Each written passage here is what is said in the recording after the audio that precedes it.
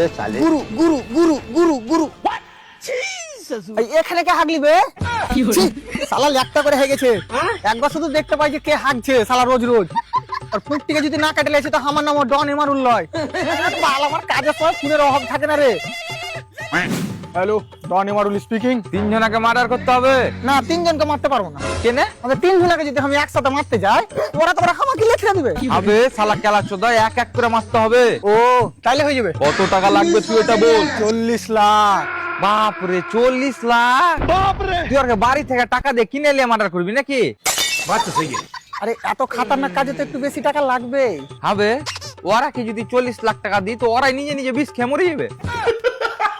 আচ্ছা ঠিক আছে ব্যাপারটা আগে বুঝি যারা কে মারতে চাইছো ওরা তোমার সম্পর্কে কে হয়? বন্ধু না না বন্ধুদেরকে মারতে পারো না ভাই বন্ধু থাকলে জীবনে খুশি থাকবে হবে খুশিকে তো লেপার লেগেছে শালারা। ইরে শালা যাই রে আর বাকি দুজ না বাকি দুধ না আমার টাকা লিয়েছে। পাক উঠে কার বন্ধুরাই তো ধার লাই বন্ধুর কাছ থেকে আবে কাইরে লিয়েছে তোর কাছে ইয়ার কি করে কানেছে মনে হয় বালের কথা একজনা গলা টিপে ধরেছিল একজনা বুকে লাত মেরে টাকা লিয়ে পালালছে।